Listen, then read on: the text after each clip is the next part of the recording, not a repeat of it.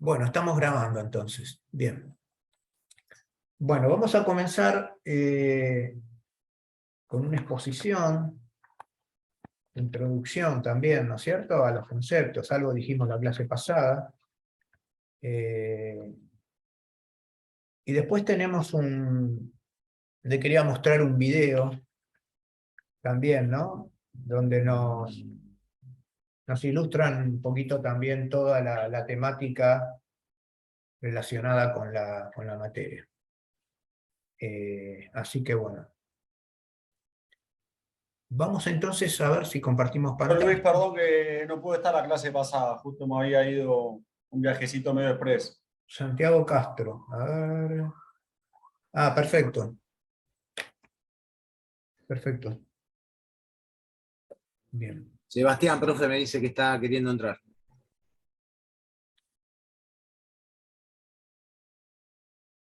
Ahí está, Sebastián Delfino. Bien. Bueno, el único entonces que tengo como que no vino a la clase pasada y todavía no se conectó es Lucero Hughes. No sé si lo conocen, a Nicolás Lucero. Pero bueno, tengo ahí, a ver si en algún momento puede llegar a conectarse, ¿no?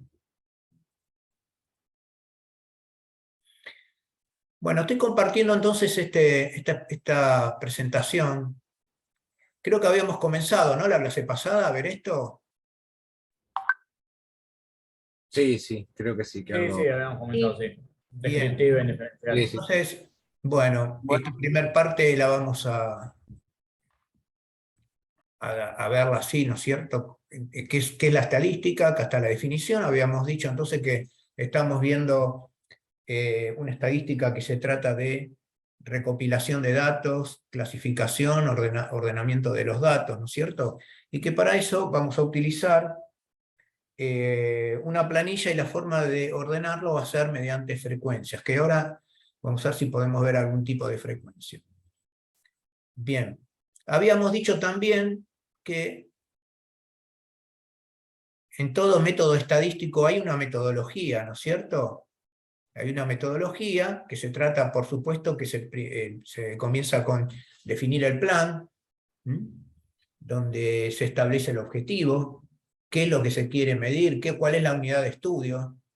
Lo primero que uno tendría que definir es cuál es la unidad de estudio. Y por supuesto que también vamos a ver cómo vamos a recopilar el dato, ¿no es cierto? Cuáles son las técnicas de recopilación, presentación de los datos, cómo lo vamos a presentar, en cuadros, en matriz, en una planilla de cálculo. También podemos hacer eventualmente gráficos. Tenemos el análisis de datos, donde vamos a tener la unidad de medida, un resumen, y por último vamos a sacar conclusiones. Esas conclusiones, que por supuesto todo esto está tomado de una muestra, y con eso vamos a inferir, vamos a generalizar, luego a estimar que todo el universo, de donde se extrajo esa muestra, ¿no es cierto?, tiene las mismas características, ¿no es cierto? Entonces, con esto podemos decir que la estadística lo que nos ayuda es, nos simplifica el trabajo, ¿no es cierto? En el hecho de que tomamos una muestra y no trabajamos con la totalidad del universo, por supuesto que arrastramos un error, por la sencilla razón que no estamos trabajando con el 100% de las unidades de estudios, ¿no?, que abarca el universo. Pero bueno, para eso definimos que estamos trabajando con una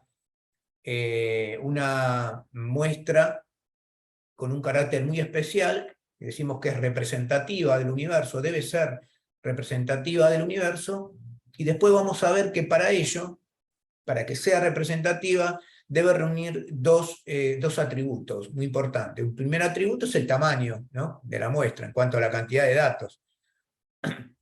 Que como eso está tabulado, ¿no es cierto?, hay tabulación, que se maneja también con números aleatorios, para simplificar y que no vayamos a cálculos.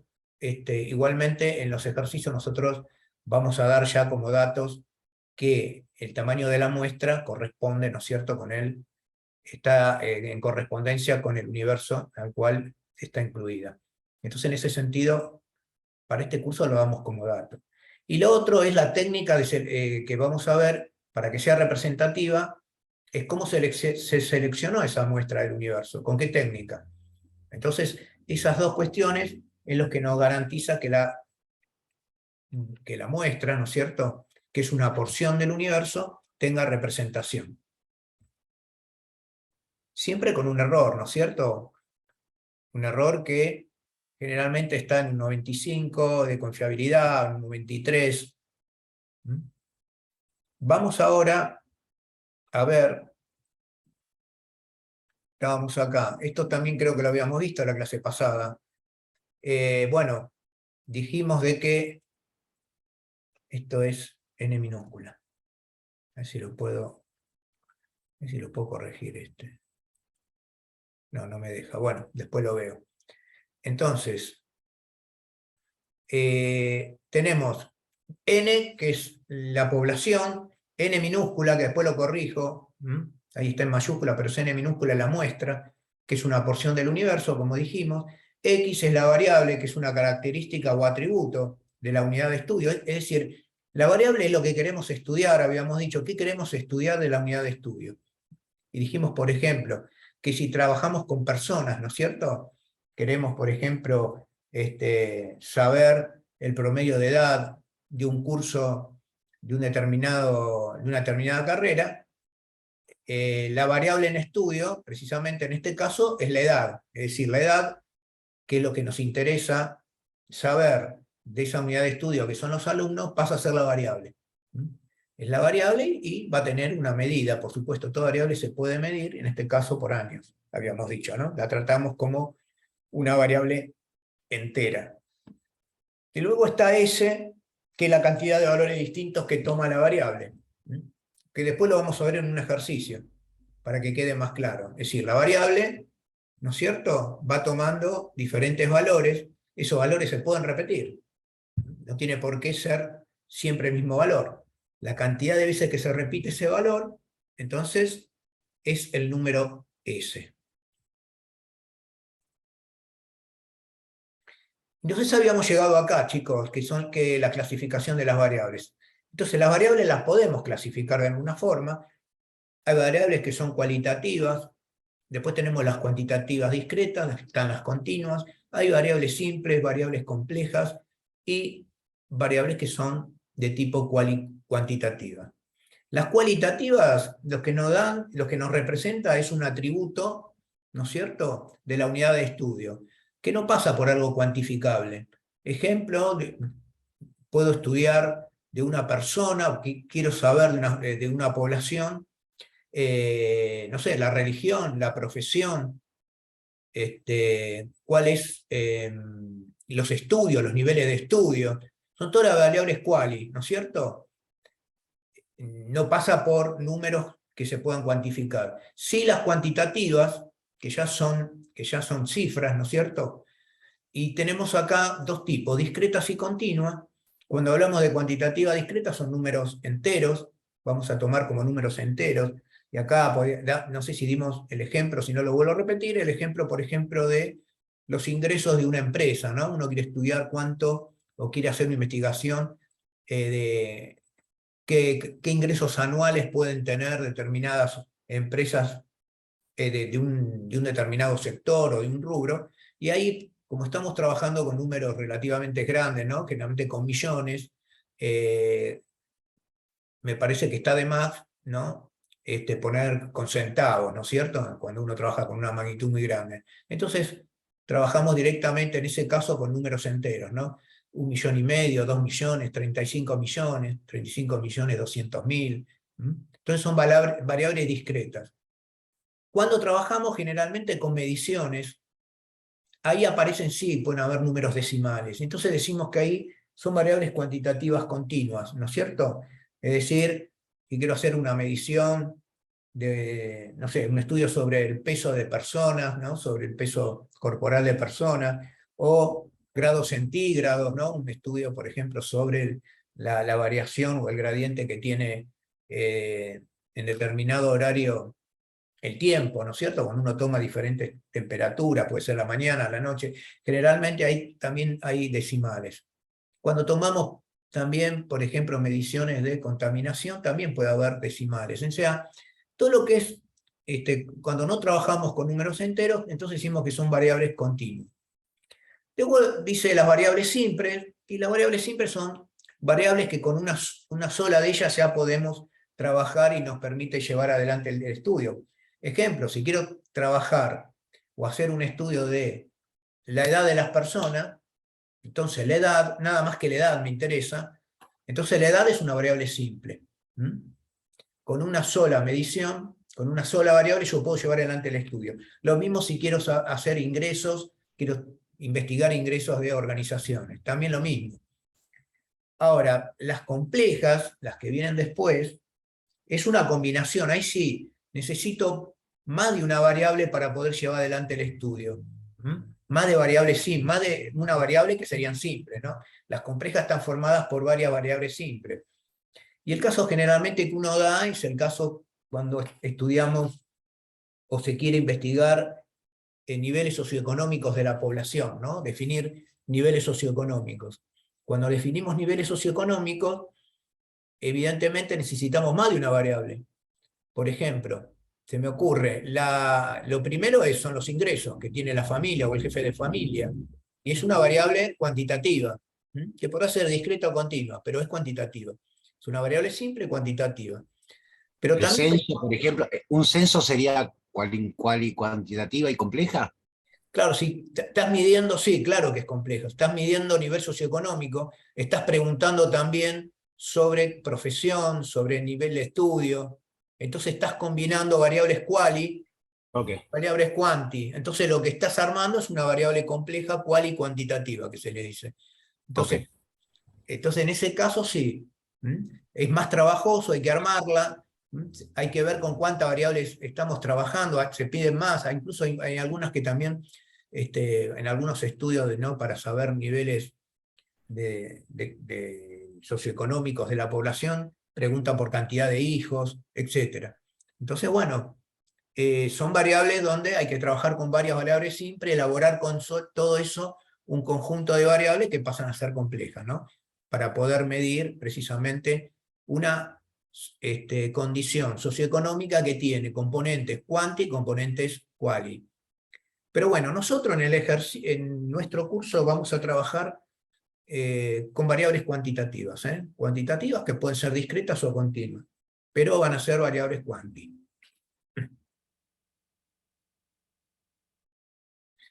Y acá están los tratamientos de tipo de datos. Vamos a ver tratamientos de datos tipo 1, vamos a ver tratamientos de datos tipo 2 y tipo 3. ¿En qué varía? Bueno, los tratamientos de datos tipo 1 y tipo 2 generalmente son cuando no trabajamos con muchas cantidades de datos, ¿no? Nuestra, digamos, muestra es pequeña. Es más, en tratamiento de datos 1 da lo mismo por ahí trabajar con el universo, como es tan pequeño, digamos que no corresponde por ahí trabajar con una muestra, porque ya no es tan grande el universo. Entonces se trabaja directamente con el universo en cuanto a la cantidad de datos. ¿Por qué? Porque son pocos.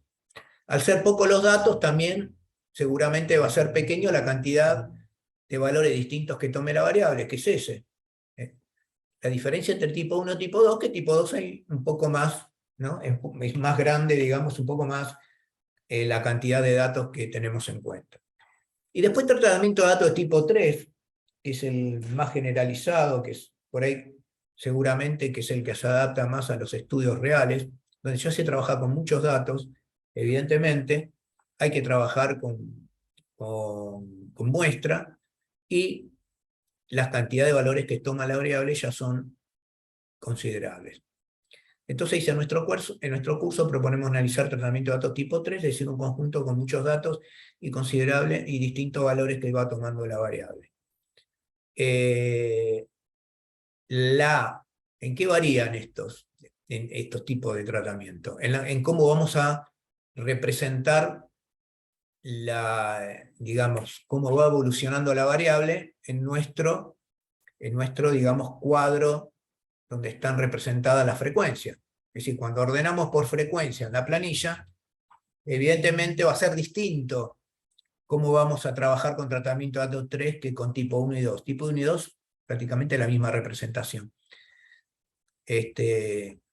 ¿Por qué? Porque hay pocos datos. Entonces, seguramente vamos a identificar los distintos valores que toma la variable en una columna, ¿no es cierto? Ahí es mucho más sencillo, ¿no? En ese sentido. En el otro, en tratamiento de datos tipo 3, tenemos que hacer antes otras cosas, antes de armar la planilla donde está representada la frecuencia. Vamos a tener que armar intervalos, que pueden ser abiertos o cerrados, intervalos, ¿no es cierto?, de valores donde puede llegar a caer el valor de la variable, el valor de la muestra, ¿no es cierto? Entonces puede haber 5, 6, 7, 8 intervalos y seguramente en alguno de ellos va a estar representado el valor de la variable en cuestión. Para eso hay que armar esos intervalos, ¿no es cierto? Bueno, eso después lo vamos a ver en algún ejercicio. Pero de antemano digo que, bueno, para que tengamos un poco ya de consideración, que el tratamiento de datos tipo 3 varía con respecto al tipo de datos tipo 1 y 2. Pero hay que decir que es el que más se ajusta a la realidad, ¿no? En los estudios donde realmente hay mucha cantidad de datos, se aplica este tipo de tratamiento.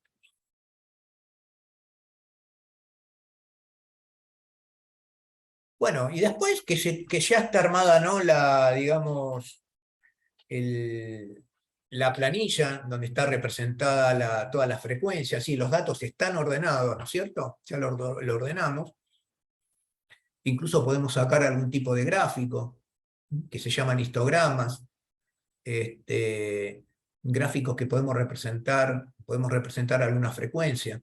Después eso lo vamos a ver. Podemos incluso hacer algunos comentarios, ¿no es cierto?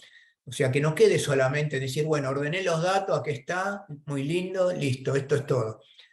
Podemos sacar algunas conclusiones ya dando una mirada, ¿no?, cuando uno observa el ordenamiento de las variables en frecuencia.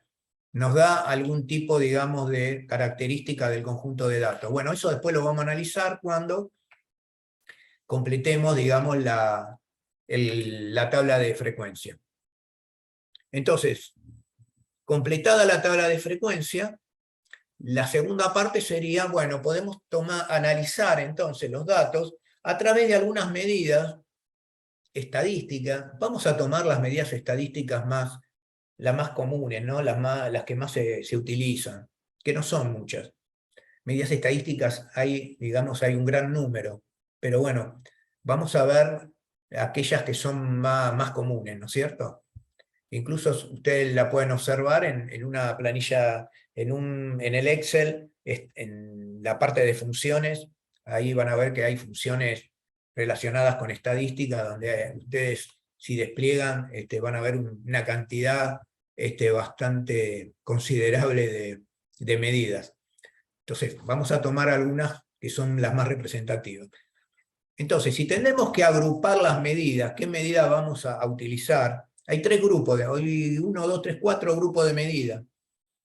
Vamos a ver hasta dónde llegamos, ¿no? Pero vamos a empezar a ver las 2 más importantes, que son las medidas de tendencia central o de posición, que es una medida de posicionamiento, ¿no?, del valor de la variable. Y ahí vamos a ver que vamos a trabajar con medidas que seguramente ustedes conocen o escucharon o alguna vez vieron, que son medidas muy, muy características, ¿no es cierto? Una es la media aritmética, que es un promedio, ¿no? Es el clásico promedio. ¿Quién no sacó alguna vez un promedio, no es cierto? Cantidad de valores sobre cantidad de datos, ¿no es cierto? Sacamos, bueno, es algo muy, muy, muy parecido. Entonces, tenemos la media aritmética, hay otra que se llama el modo, y una tercera que es la mediana. Después tenemos otras medidas que son de variabilidad o de dispersión, que nos está diciendo cuán dispersos están todos esos datos. Eso, o sea, yo tengo un conjunto de datos, 20 datos, por ejemplo, del valor de una variable. Por ahí esos datos son datos que no son tan dispersos en cuanto a su valor, están bien juntos, ¿no es cierto? No hay tanta distancia entre uno y otro. Entonces, eso es lo que se trata con estas medidas, ver si hay dispersión en el promedio de esos datos respecto del total, ¿no es cierto? De todos los datos que hay, tomamos el promedio, qué dispersión hay de cada uno respecto al promedio que sacamos. Entonces ahí van a aparecer algunas medidas que por ahí también las escucharon, muy características. Una es la varianza, otra es el desvío estándar, y una tercera es el coeficiente de variabilidad, que ya el coeficiente de variabilidad ya nos da una idea mucho más acabada de si ese conjunto de datos es un conjunto de datos muy disperso, los números están muy dispersos, los valores, o si es concentrada, ¿no es cierto? Si están bastante juntitos respecto de su promedio.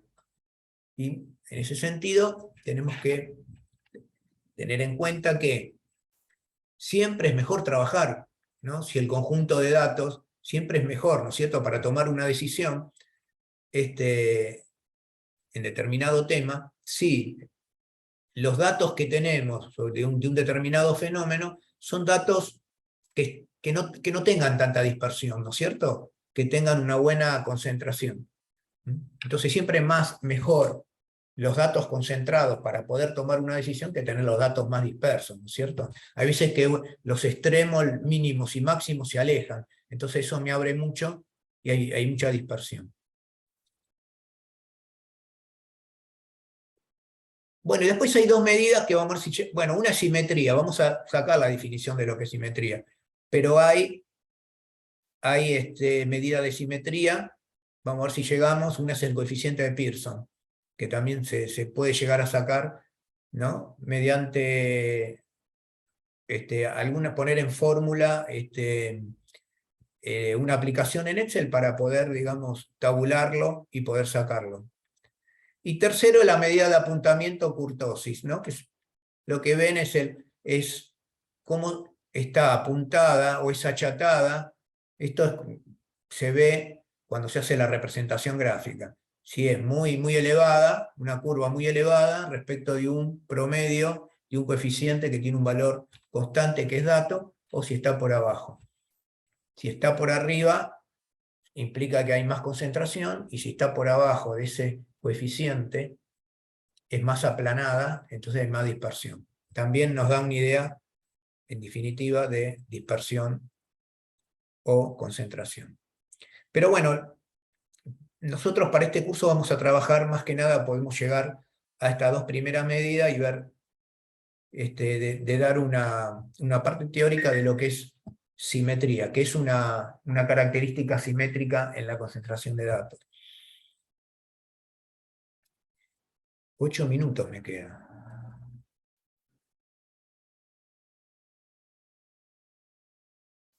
Bueno, y acá están, ¿no es cierto?, las medidas de tendencia central o de posición. Estas van a ser las primeras 3 medidas que les dije que vamos a ver. Entonces, las medidas de tendencia central o de posición son medidas que resumen los datos, indicando la tendencia del conjunto o la posición de un valor en particular. Con esta medida lo que hacemos es resumir, ¿no?, hacer un resumen y decir, esta medida me está indicando esta característica de este conjunto de datos. La media aritmética es un valor promedio del conjunto de datos, como dijimos. El modo es el valor de la variable que más veces se repite. Eso va a quedar reflejado en el diagrama de frecuencia, en la tabla de frecuencia. Después vamos a verlo de ahí, y de un pantallazo se ve muy rápido.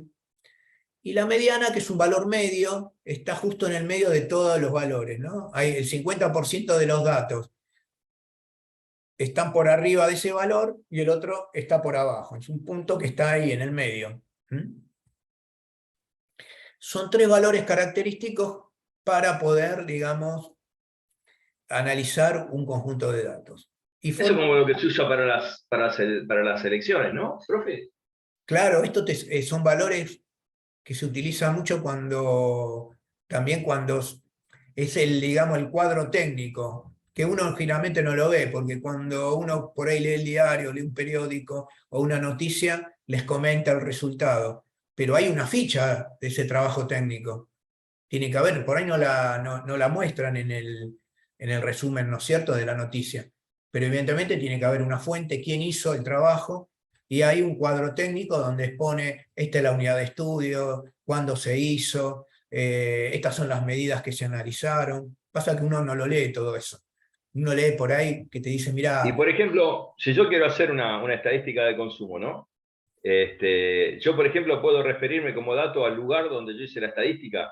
claro, el Porque lugar los consumos no son iguales en todos lados, o sea, claro, tenés que definir, es muy la tengo que interesante. dirigir. Eso que decís, Patricio, esto todavía no lo vimos, pero tenés que, ¿sabés lo que se llama? Acotar el trabajo. El Ah, trabajo hay perdón, que perdón. Está acotarlo. bien, está bien. En No el importa, no importa. tiempo, lo tenés que acotar, en el tiempo decir, bueno, yo quiero ver cómo varió el valor de un producto. Bien, ¿desde qué fecha a qué fecha? Lo primero que me tenés que decir. Eso Claro. se pone en el estudio. Entonces decir, bueno, o hago un corte en el día de hoy, es un trabajo de corte, no es un trabajo de evolución. De corte, quiero saber hoy cómo está la cosa, una foto. Otra cosa es hacer un trabajo evolutivo, decir, bueno, quiero saber cómo varió el dólar desde el 1 de enero hasta ahora. Entonces es un Claro. trabajo de evolución. Y también tengo que especificar, bueno, si quiero analizar consumos, quiero analizar algo en particular del consumidor, bueno, ¿en qué zona geográfica? Porque no es lo mismo. ¿En qué zona geográfica? Claro. En capital, perfecto. ¿En qué barrio? Sigo acotando, sigo achicando. Cuanto más acoto, mejor. Cuanto más acoto, mejor. El estudio va a salir mejor. ¿Mm? Que cuando es muy amplio. Bueno, sigo, a ver qué más hay. Bueno, hasta acá hablé mucho, ¿no? Lo hice, tiré muchas cosas, Sí, es complicadito. Sí, complicado, hay que seguir el ¿eh? tren. Sí. No, pero vamos a ir un ejercicio como para que quede, que se resalte un poquito más. Sí, uno cuando tira las cosas así de golpe. ¿Esto es la primera vez que lo ven, chicos? ¿O ya lo vieron por ahí alguien? No, particularmente para mí la primera. No, No, para mí la así, primera vez. así no. Muy tan puntual, no. Serísima primera vez, profe. ¿Cómo? ¿Es la primera vez? Sí, sí. Bueno, está bien. Bueno, pero lo vamos a tutorear, tranquilos. Yo lo diría, hacemos un corte, porque si no me va a cortar. Estoy en 3 minutos. Sí. Sí, ya te corto. Un vasito de Soy agua. una quebrada, dale. Vuelvo y vamos a ver si vemos algún ejemplito como para empezar un poco a concretar más la idea. ¿Les parece? Bueno, Dale. bueno. ¿Volvemos en 5? Volvemos.